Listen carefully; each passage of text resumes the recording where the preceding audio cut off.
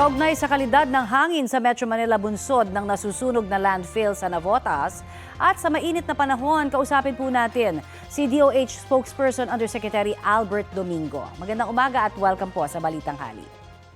Magandang umaga, Connie. Magandang umaga sa lahat ng mga kapuso na nakikinig at nanonood. Yes, Yusek, batay po sa monitoring ng DENR, marami hong lugar sa Metro Manila ang may unhealthy, very unhealthy at actively unhealthy na air quality as of 9 a.m. po. Ano po ba ang assessment naman at ginagawa dito ng DOH?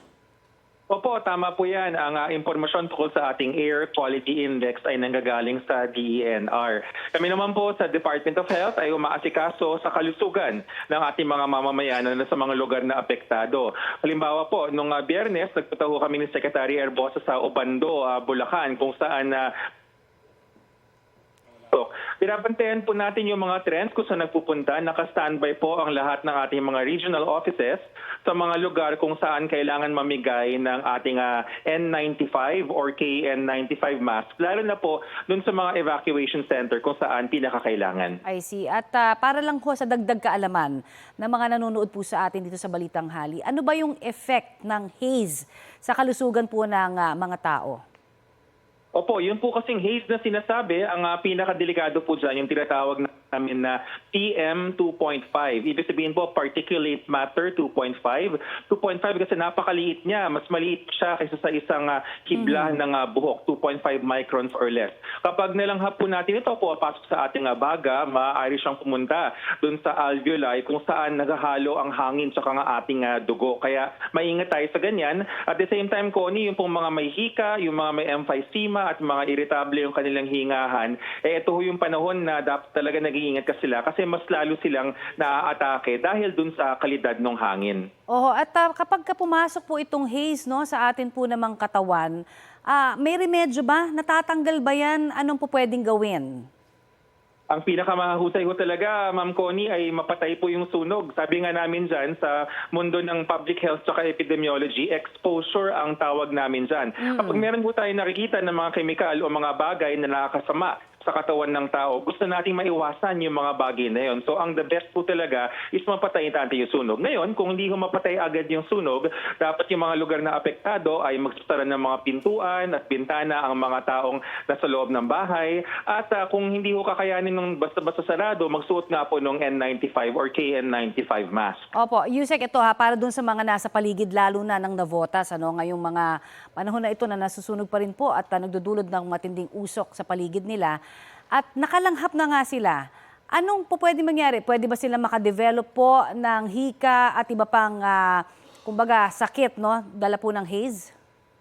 Yes, yung mga ating kababayan na mas malakas ng katawan, maaaring baka konting ubo or konting pagkahilo. Pero ang pinaka ating binabantayan ko, yung mga tinatawag na vulnerable, yung mga matatanda, tsaka yung mga bata, kasi yun yung mga mahihina ang baga. Pagka mahina po ang baga natin, maaari tayo magkaroon ng difficulty of breathing, pagkahirap sa pagkahinga. Opo. And then kapag ito over the next few days hindi pa rin nawala, yun yung ayaw natin mangyari yung epekto sa ibang sistema ng katawan kasama na ang cardiovascular system o sa puso. Yung bang paggamit po ng face mask, ano ho ang inyong payo? Kasi minsan yung iba talagang yun na lang ang ginagamit. Kailangan bang palitan yan every so often para maging effective pa rin po sa panangga dito po sa haze? Opo, una ho sa lahat, yung mga uri ng mask, the best pa rin talaga yung ating N95 or yung KN95.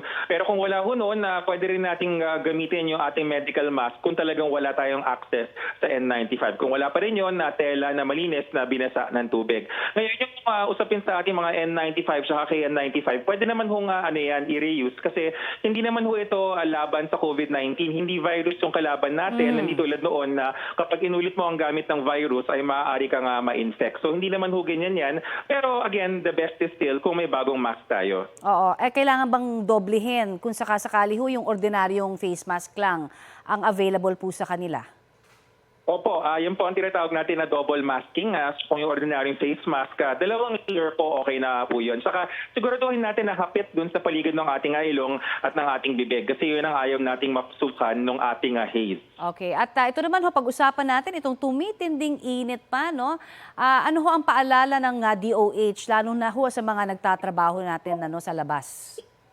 Opo, ngayon po talaga mainit, no, mataas ang temperatura at ang humidity. Importante yung ating tinatawag na hydration. Uminom tayo ng 8 to 10, 8 hanggang 10 na baso ng tubig kada araw. Ang katumbas na yung 2.5 litro sa buong araw. Pwera na lang kung dinadialysis tayo. And Connie, yung oras na 9 a.m. hanggang 4 p.m., kung kakayanin ay umiwas tayo sa direktang sikat ng araw. Pero kung tayo ay construction worker, traffic aider na sa labas, magkaroon lamang ng mga pahinga, huwag dire-diretso at maglagay tayo ng pantakip dun sa ating balat. Alam po ng mga mga rider, yung meron silang long sleeves na cool and comfortable and light colored dapat. Okay, paalala, lalo na dun sa may mga pre-existing conditions, para ho mas madetalye siguro, ano ba yung mga pre-existing conditions na yan na dapat silang magdoble ingat, lalo na sa panahon po na mainit ang panahon? Karaniwan, Connie, itong mga pre-existing conditions sinasabi, yung mga high blood, yung mga may sakit sa puso. Kasi kapag ganitong mainit ang panahon, tumataas yung ating stress dahil napakainit, no? At medyo yung cortisol na sinasabi na hormone ay tumataas. Maaaring mas tumaas ang ating blood pressure at kung di tayo maingat, lalo na kung di tayo naka-maintenance at di natin alam, maaaring mapunta to sa stroke o kaya atake sa puso. Kaya mas mabuti ho na una, alam natin ang kondisyon natin at kalawa, nag-iingat tayo, hydrate nga at iwas sa init sa panahong ito. Marami pong salamat sa inyo pong paggabay sa amin dito sa Balitang Hali. Salamat rin, Connie, at good morning. Yan po naman si DOH spokesperson Yusek Albert Domingo.